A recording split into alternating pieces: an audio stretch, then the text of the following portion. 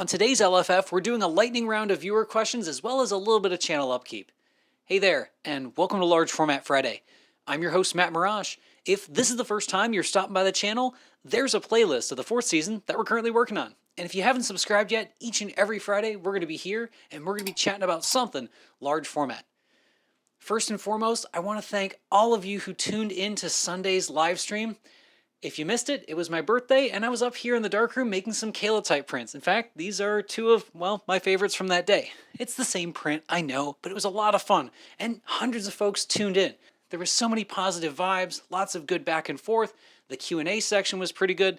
The only thing that really wasn't nailed down was the audio. I think I got the RoboMat audio figured out, so next time, fingers crossed, it should be good. But live streams, there's always something that comes up. I don't have the ability to edit that stuff. So in the interest of transparency and sharing as much as I can with you guys about large format as well as the channel, whenever I do a live stream, and once I hit a couple thousand subscribers, I enabled on the live streams the ability to do stickers and super chats. And there's a few of you out there that really chipped in heavily for those super chats, and I appreciate it so much. But I do want you to know, whenever you do those stickers and super chats, YouTube takes as much money out of that as they do from ads. So if you want to show your love and support to the channel, please keep doing the super chats and stuff, but know that 40 to 50% of that money, it's going to Google. It's not going to me or the channel. If you want to do a better job helping out the channel, you can head over to Marrash.com, and I have 3 ways for you to contribute. You can go to Marrash.com/prints, where I've got my print shop. So if you don't want to wait 360 more days for the next birthday sale, you can also head over to Marrash.com/donate, where you can make a one-time contribution or recurring contribution. Or you can also head to Marrash.com/memberships, where you can sign up to become an LFF sustaining member. There's a lot of you out there that have joined at various levels there, and I appreciate you so much for that. It's definitely nice to have something consistent, help me afford things like lights and mics, and running a channel is not cheap. But I want you to know, whenever you do those stickers and super chats, YouTube is taking as much, sometimes even more, than they would for normal ad revenue, which I think if people knew that, they probably wouldn't chip in that way. So that's just an FYI. So why am I doing a viewer Q&A today? I haven't done this in like over a year on the channel. One of the main reasons why is somebody who won one of the prints during the giveaways I was hosting on the live stream, they emailed me and said, hey, did you get any of my first 2 emails? Which is kind of weird because I was waiting for folks to let me know that they want a print so I can get one sent to them. And this one I didn't, and it kind of weirded me out. I checked my spam, I checked all my filtered messages, didn't see it. Well, I learned something new. When you forward something from a Gmail account, not all the spam messages that get filtered through spam get forwarded over. A lot of them were showing up, but not all of them. This left a lot of large format questions in limbo. Instead of furiously going through every single one of those emails before Gmail deleted them, I thought, let's do a lightning round of Q&A. These emails are in no particular order, but if you see it on here and you ask large format questions, this is why it took me so long to respond. My deepest apologies. Our first lightning round question is from Avner. I've set up a darkroom at home and wanted to know your thoughts on split grade printing. Do you use this technique? Well, great question, Avner. Really early on, like the 2010, 2011 days of this very channel, I do have a video on split grade printing. Warning, it was shot with an early Android phone, maybe like the first Android phone. So it's pretty shaky and pretty low quality, but the information still holds true. Split grade printing is a technique where you use multiple grades, usually a super low grade like a 00 and a super high grade like a 5, to arrive at a print, kind of accounting for different densities. This helps you print really thick negatives and really thin negatives and have kind of a nice in-between. A lot of people consider this like a magic bullet technique that handles a lot of stuff. I personally don't. When I was first starting darkroom printing, I thought it was the answer to all my problems, where in reality, it had me making more test strips than anything else. So anymore, if I have a negative that prints pretty well at like a 2 or a 3 or a 2.5, I'm not going to bother to do split grade printing unless I have something really funky or a negative that I needed to do a ton of Photoshop on to get a good print.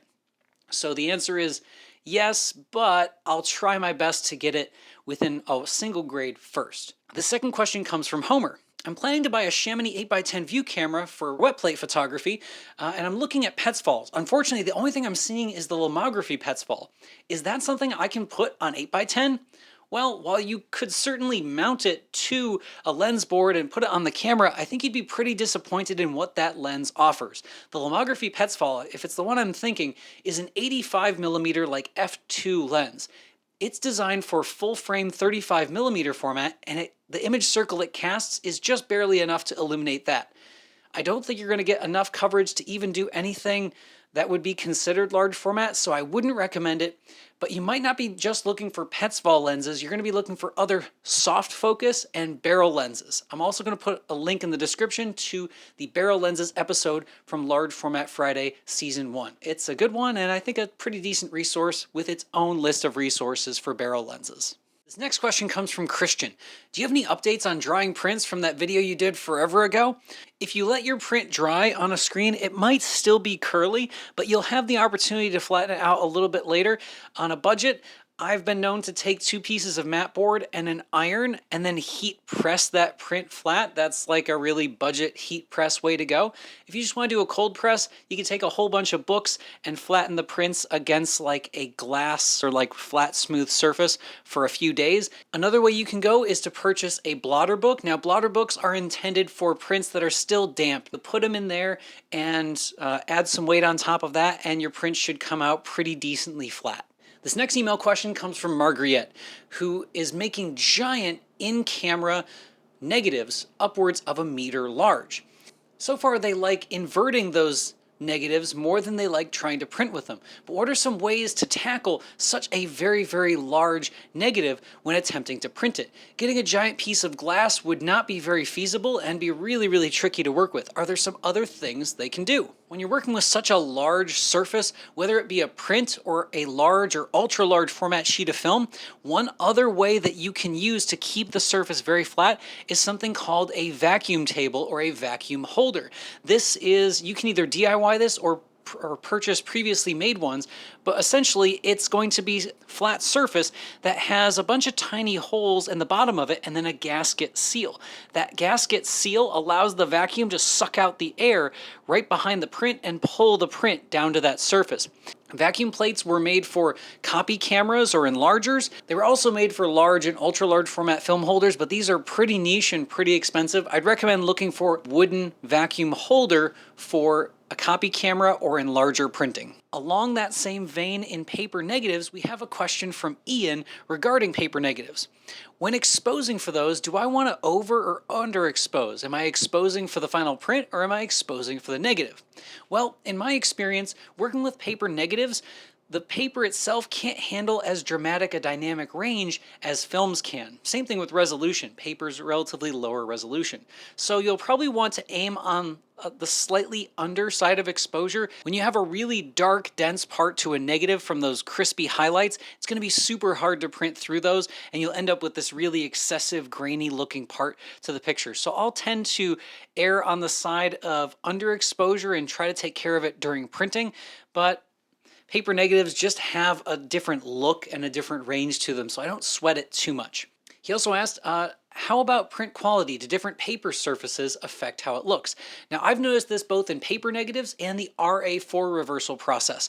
When you're working with those, glossy papers just seem to my eye to look a little bit sharper than pearl and matte finish papers. I've never tried matte finish papers because I've usually only used RC for paper negatives. Thanks, Ian, for that question.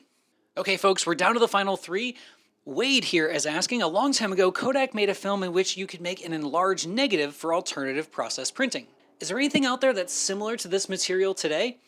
So Wade, the material I think you're talking about is Kodak internegative material, which was a positive or copying film that you could use to get that result. So a film that might be suitable for making some internegatives or some enlarged negatives would be Ultrafine's continuous tone duplicating film. It's a relatively low speed film like most other copy films, and you can head to ultrafineonline.com to check that out. It's currently out of stock, but when it comes back in, they have it available in 25 sheet and 100 sheet packs. So our second to last question comes from Capoceni, and they ask, I have some long expired black and white and color films, some T-Max 100 from '04 and some Provia from '05. What's your process for determining the EI of these films? Do I process them and test them like a fresh film, or do I just add a default extended time?